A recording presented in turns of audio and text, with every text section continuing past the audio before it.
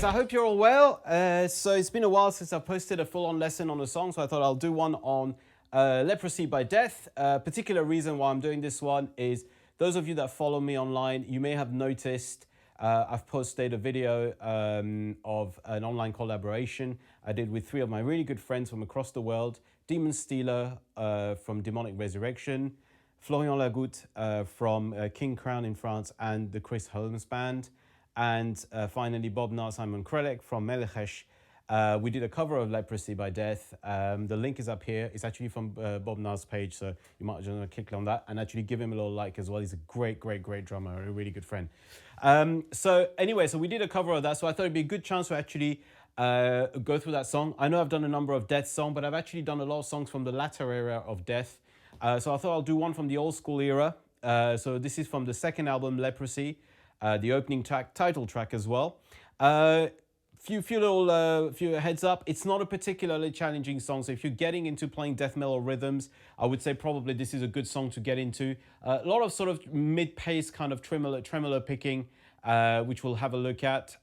In terms of tuning, we're in standard D, so everything's dropped down a whole step. So sorry, we're not in drop down. Everything's down a one full step, and I'll try to go through each of the riffs. Now, just a really bit of an idea about the way Chuck used to structure his songs a little bit. Right from Scream Bloody Gore all the way to the Sound of Perseverance. You'll see that a lot of the times what Chuck would do is that he'll put in all his riffs throughout the first part of the song, have a guitar solo or a break, and then he'll come back and play the vast majority of the riffs in the second half of the song. And that pretty much permeates into his entire discography. So it's a very linear kind of songwriting. So it's always good when you're sort of trying to write your songs, is try to think about what kind of way you want to write. Do you want to write in a linear way, or rather more in a non-linear way, which, let me give you an example. A band like Dying Fetus tend to write in a very non-linear kind of way. So whatever the song starts with, it doesn't finish with the same kind of riffs in the second half. Generally, it tends to have a different feel practically. So anyway, without much further ado, let's have a look at Leprosy. Right, okay, so the intro begins, it's a pretty anthemic kind of intro that a lot of people have heard before. I seem to remember back in the 90s, yes, I am that old. I think one of the sort of metal programs, definitely wasn't Headbangers Ball, but I remember one program using the intro to Leprosy as the intro to their show. But anyway, I can't rename it which one. Anyways, anybody remembers, put in a little comment. Right, okay, so the riff at the start, let me play it to you and then we'll break it down.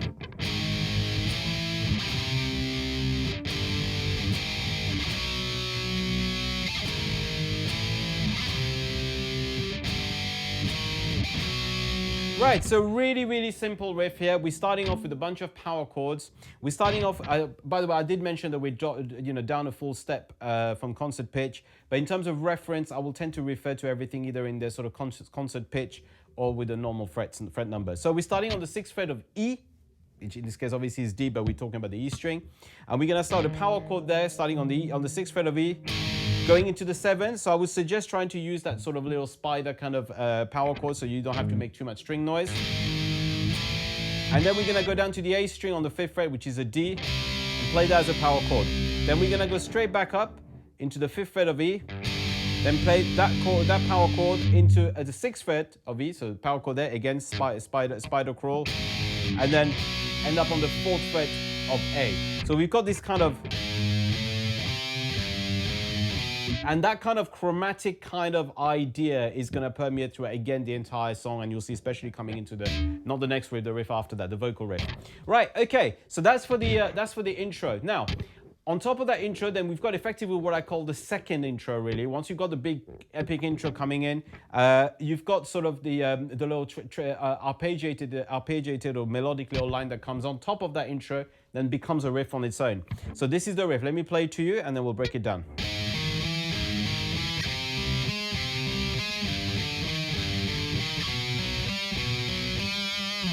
Right, okay, so what's happening here? We're starting again on the 6th fret of E, which is effectively a B flat, but in this case, obviously, because we're in a different tuning, it'd be an A flat.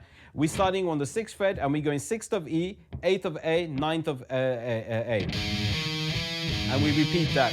Then we're going down to the 5th fret of A, so we're going effectively diagonally across to the A, a major third up, and we're doing exactly the same pattern, but from the 5th fret of A. So it's 5, 7, 8. So 5 on the A, 7, 8 on the D. Then we go back up. So it's very much following the chords of the intro. We're going back up onto the 5th fret of E. And then we're doing again that same pattern from here. So 5, then 7, 8 on the A. And then you would have guessed that. We're ending up on that 4th fret of A and doing again the same pattern from there.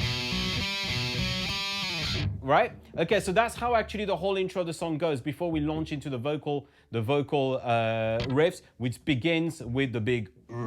Okay, I can't do death metal vocals, but anyway, it begins with that sort of big sort of sort of medium sort of register kind of guttural sort of noise. Okay, so let's have a look at that next riff. Now, let me warn you about this. When you kind of try to play this kind of sort of old school death metal list, one of the things you'll realize very quickly, which we did when we were trying to put this track together, is things were very loose back then in terms of recording, which isn't a bad thing. It basically means it was very much alive. The guys would have gone into the studio at the time, would have been with Scott Burns, and they would have actually basically just jammed the song together, played the song together, and then they would have done overdubs on top of that and all that. So it's very much a live feel, no click tracks that you would do today. So in some ways, I would say today, like I've mentioned this in other videos, today's recording is quite sterile, but it is the way people's ears have become accustomed to. Back in the day, we didn't really care whether it was a little bit loose. We didn't really notice it. Actually, it gave it a live feel, so it didn't really matter that much. So today, one of the things, for instance, just on a tangent here, one of the gripes that we have is when we go and watch a band, very, very often the bands, they sound super, super, super tight and clean on record, and then you go and see them live, and it's not as clean, not as tight. Maybe a bit sterile on stage as well, because they're focusing a lot. And part of the reason is because everybody's trying to play to a click and super tight, which is again a good thing, but there has to be room for feel as well.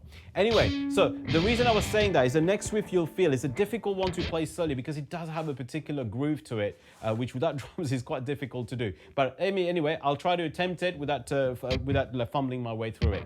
3, 4.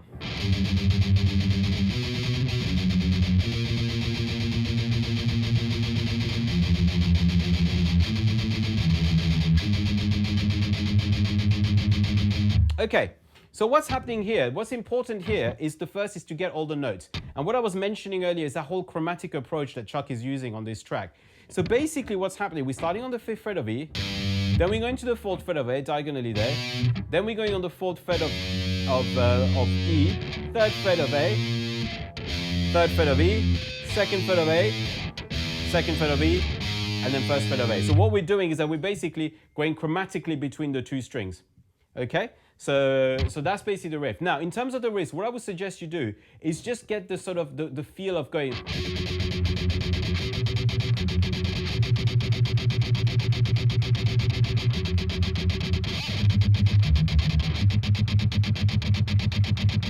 So what I'm doing is just like playing the right hand and really get that sort of change of chords, and you can hear it. There's a melody, da, da, da, da, and that 3rd fret of A there is a sitting note, and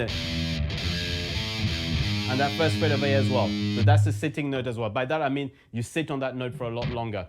Okay, so that's really the vocal riff, the sort of meat and potatoes of that song at the beginning. Right, then comes the little sort of bridge into the next section, which is the fastest section with power chords. So the little bridge goes like this. Okay, so what we're doing here, we're going on the 4th fret of D, 3rd fret of D, 1st fret of D, back to the 3rd fret of D, then 4th fret of A and 3rd fret of A. And that leads us on to the next section. So what happens in the next section? Let's play that first. So it's a bunch of power chords. It's a very simple section to play, and it does go on for a bit in the song. And there's quite a few, a bit of vocals on it as well.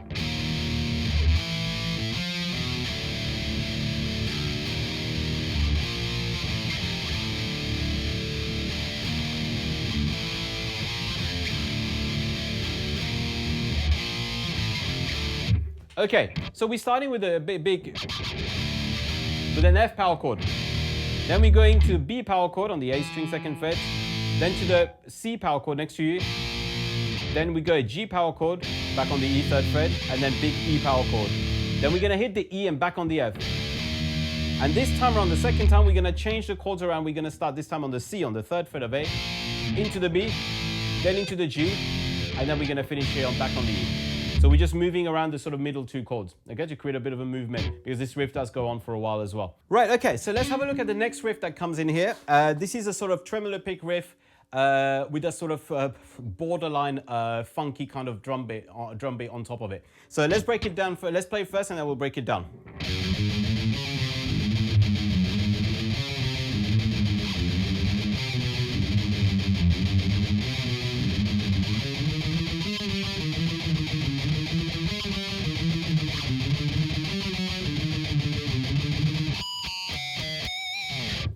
Okay, so what's happening on this riff then? We're starting off, what I'll do is I'll play you all the notes and then I'll explain how to actually perform this riff. So we're starting off on the 4th fret of E and we're going 4, 6, 7 on the E, then 6, 5 on the A, then we're going 6, 7 on the E, and then back on the 6. And then we go down a semitone to the 3rd fret and do exactly the same thing from there. Right, and then from there we're going to climb up to the 5th fret of A and do exactly the same thing from there. And then we're going to go to the 5th fret of A and do the same thing from there. And then every time we double it up basically.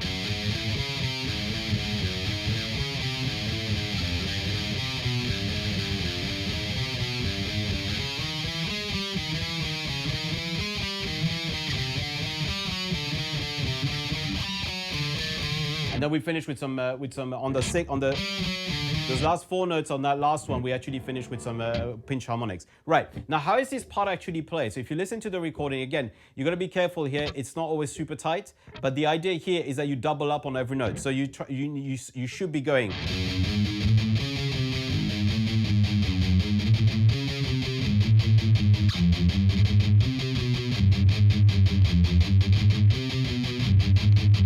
Now, the idea is to really get like a flow of your hand going. Like a flow of your right hand like this, so that you can get it in time. Also is to play around with your palm mute a little bit. If you notice on the recording, it's often very palm muted on the E string and less palm muted on the A string.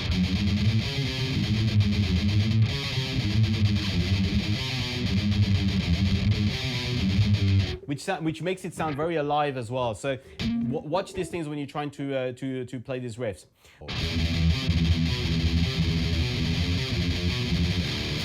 Okay, so let's break it down here. So we're going 6 times on the E string 2nd fret, then 4 times on the E string, so 4 times on the E string 2nd fret then. So 1, 2, 3, 4, 5, 6, 1. Then to the 4, to the 5. Then we move up to the 3rd fret. And then we land up on the E string power chord here. So if we do that again.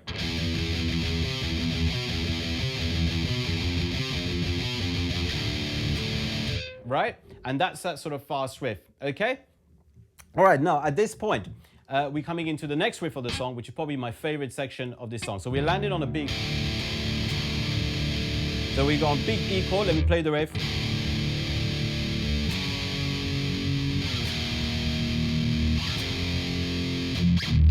Right, so what happens in this part of the song? We basically play an E power chord, then we go into the 4th fret of E, playing a mel power chord, then into the F, 1st fret, then to the 3rd fret here, and then we're going to go 3-1 as quavers. All right? And then comes the next riff of the song, which that's my favorite bit of the song with the sort of unforgettable light of tuberculoid, the most severe. Right, so what we're doing is we're literally playing that chord progression, but with tremolo pick. So let me play that for you.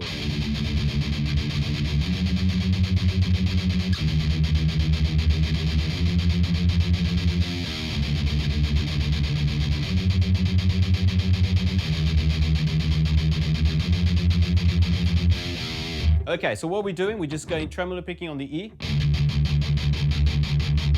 then tremolo picking on the 4th, then tremolo picking on the 1st fret of E,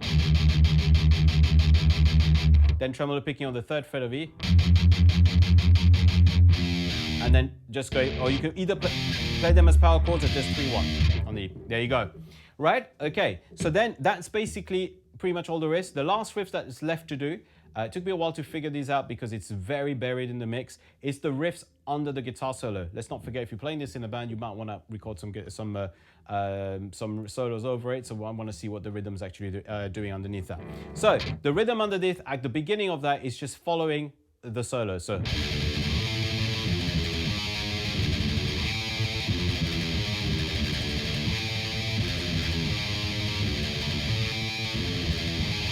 so what we're doing here, we're just going notes wise: E, open E, second fret of A, third fret of E, second fret of E, then first fret of A. Then we're doing the same thing, and then finishing on the first fret of E. So again.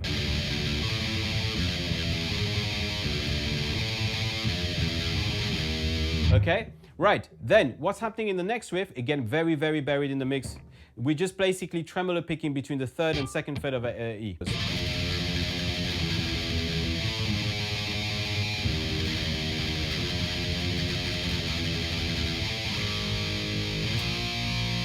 Okay, so what we're doing here, we're just tremolo picking from the third fret of E into the second fret of E. Then we're going second fret of E, A into the first fret of E, into the first fret of E. Then we're going back to the third fret of E, second fret of E, then 2-1 on the A, and then we're going third fret of A. Now what we're doing on that third fret of E, we're tremolo picking the first time. I think on the second time, instead of that, when the solo ends, we're playing them as power chords. So we're playing a B flat power chord into a C power chord. Now, on this particular section, it's really just full on tremolo picking. Just let your right hand go.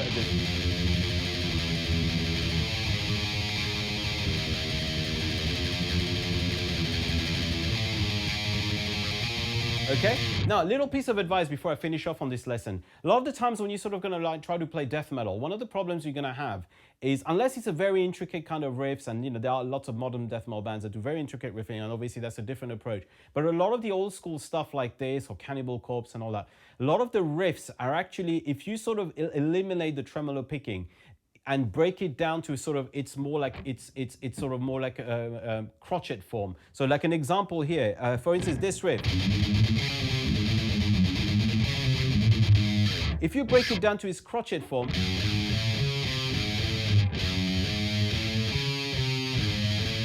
that's the actual core melody. After that is how you're going to pick it to get that tremolo picking feel. So the first thing to do is really sort of take a metronome and just try to get like the feel of where the notes are all going to fall. In this case, it's very simple. It's all.